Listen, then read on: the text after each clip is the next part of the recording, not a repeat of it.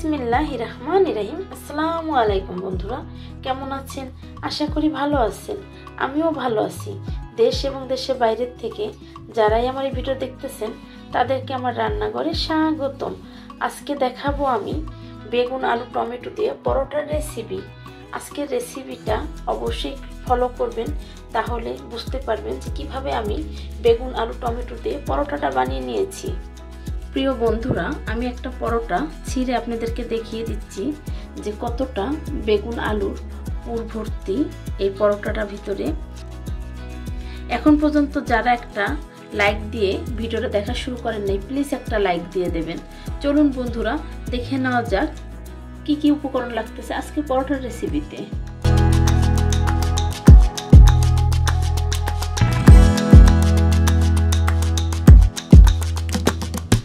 চলে এসেছি মূল পর্বে। এখানে আমি আগের থেকে বেগুনটা ধুয়ে কেটে নিয়েছি, দিয়ে দিলাম।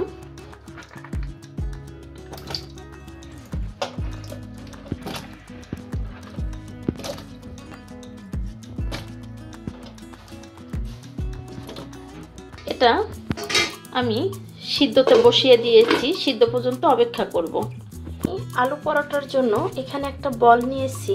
আমি পরোটাটা আটা দিয়ে বানাবো, আপনারা ময়দা নিতে পারেন চাইলে।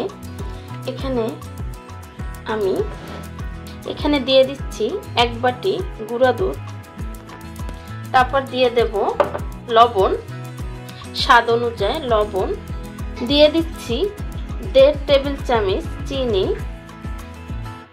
দিয়ে দিচ্ছি মেজারমেন্ট যে বাটিগুলো আমরা নেই কিচেনে সেই বাটির আধা বাটির বেশি রেগুলার সাদা অয়েলটা।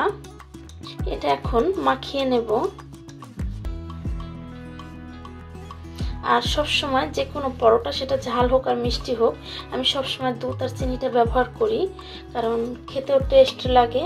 আবার দেখা যায় বাচ্চারাও অনেক পছন্দ করে, যার জন্য আমি সব সময় তো চিনি আর দুধটা ব্যবহার করার চেষ্টা করি, তাতে একটু মিষ্টি মিষ্টি ভাব আসে, টেস্টটা ভালো আসে। পানি দিয়ে দিচ্ছি।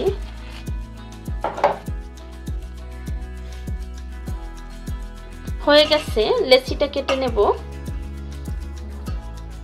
লেচিটা কেটে পেঁয়াজ, কাঁচামরিচ এবং রসুন কুচি করে নেব, আর টমেটোর চাটনি বানিয়ে নেব, আর আলুটাকে আর বেগুনটাকে ম্যাশ করে নেব। আমি লেচিগুলো কেটে নিয়েছি, লেচিগুলো যেন না মিলে যায়, যার জন্য একটু তেল দিয়ে দেব, একটার সাথে যেন একটা লেগে না যায়। বন্ধুরা, আটাটা লেচি কেটে এখন এখানে 2টা টমেটো নিয়েছি, এটাকে চাটনি বানাবো। একদম চাটনিটা শুকনো শুকনো করে বানাবো। আলু পরোটা দেওয়ার জন্য ধনিয়া পাতা ধুয়ে নিয়েছি এবং বড় বড় 2টা পেঁয়াজ নিয়েছি, কাঁচামরিচ, রসুন নিয়েছি। এখন এগুলো কেটে নেব আর এটা চাটনি বানিয়ে নেব। চাটনিটা অফ ক্যামেরা করব, নর্মালি যেভাবে আমরা চাটনি বানাই সেভাবে বানাবো।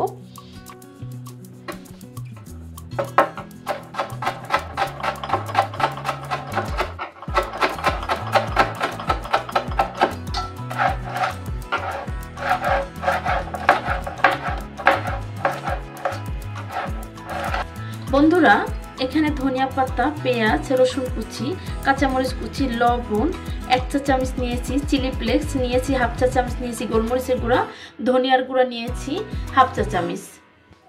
এটা সিদ্ধ করা হয়ে গেছে, একদমই ঠান্ডা হয়ে গেছে। এটা আমি ভর্তাটা বানিয়ে নেব। হয়ে গেছে বেগুন আর আলুটাকে ম্যাশ করা। এই পর্যায়ে আলুটাকে আমি বাগার দিয়ে তারপর পরোটা বানাবো। দিয়ে দিচ্ছি ঘি,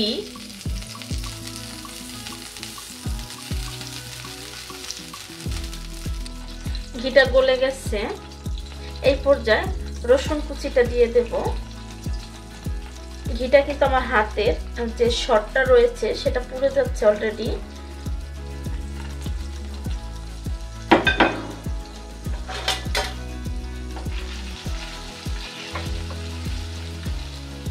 এই পর্যায়ে দিয়ে দেব পেঁয়াজটা।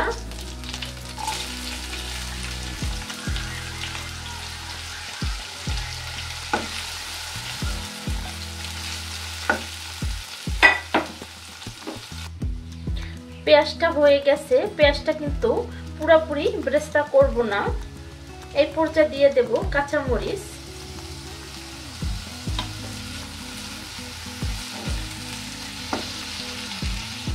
এভাবে করে আলু দিয়ে বেগুন দিয়ে যদি আপনারা পরোটা বানিয়ে কিন্তু 3-4 দিনও ফ্রিজে রেখে বাচ্চাদেরকে দিতে পারেন বা নিজেরাও খেতে পারেন, আবার ফ্রোজিংও করা যাবে। এই আলু পরোটাটা একদমই নষ্ট হবে না, যে বেগুন আলু মিক্স আছে নষ্ট হয়ে যাবে বা শুধু আলু নষ্ট হয়ে যায়, যেহেতু আমি সবগুলো ভেজে নিচ্ছি, সেই ক্ষেত্রে কিন্তু একদমই নষ্ট হবে না, আর টেস্টটাও কিন্তু অনেক ভালো আসবে। এই পর্যায়ে দিয়ে দেবো এখন সেই ধনিয়ার গুঁড়াটুক, এটা একটু ভেজে নেব এখন। তারপরে সবগুলো উপকরণ দিয়ে দেবো ঢেলে। হয়ে গেছে।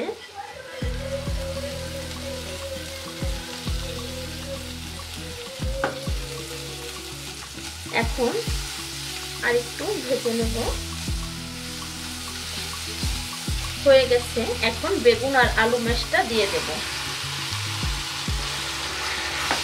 এভাবে দিয়ে যদি আপনারা আলু এবং বেগুনটা এভাবে ভর্তাটা বানিয়ে নেন, তা কিন্তু অসাধারণ টেস্ট আসবে, খেতে দারুণ লাগবে। আর অবশ্যই একটু রসুন কুচি দেবেন, তাহলে আরো ভালো লাগবে। অফ ক্যামেরা যে চাটনিটা বানিয়ে নিয়েছি, সেই চাটনিটা এখন দিয়ে দেব।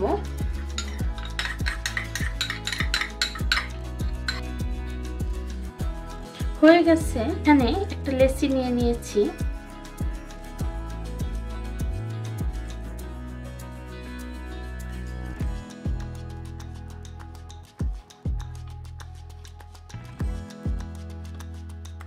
প্রত্যেকটা এভাবে করে বানিয়ে নেব।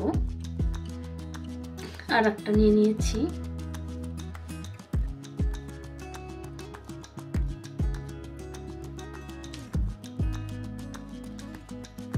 এভাবে করে লেচিগুলোর ভিতরে আলুটা দিয়ে নিয়েছি। এখন বেলে নেব।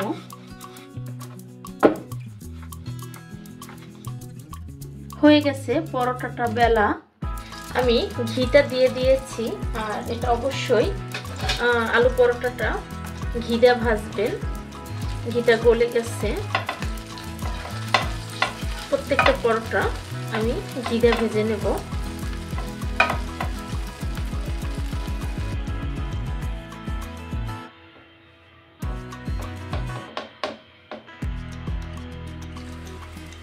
এক পিস উল্টিয়ে নিলাম।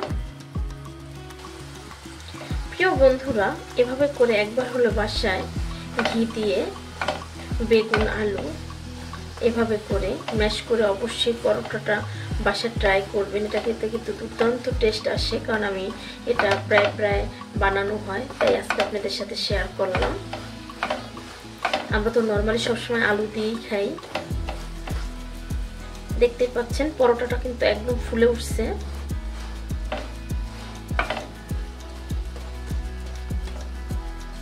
ফেটে গেছে ফুলে।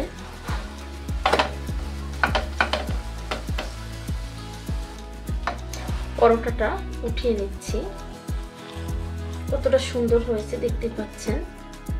আর একটা দিয়ে দিয়েছি ঘি দিয়া, সেম ভাবে। আর যে কোনো ফুলে ওঠা পরোটা রুটি খেতে কিন্তু টেস্ট ভালো আসে।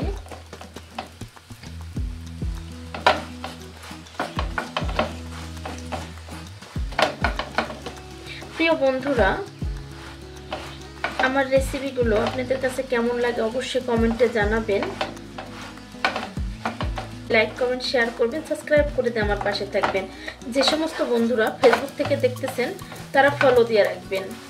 আজকের রেসিপি আমার এই পর্যন্তই। দেখা হবে নতুন কোনো রেসিপি নিয়ে।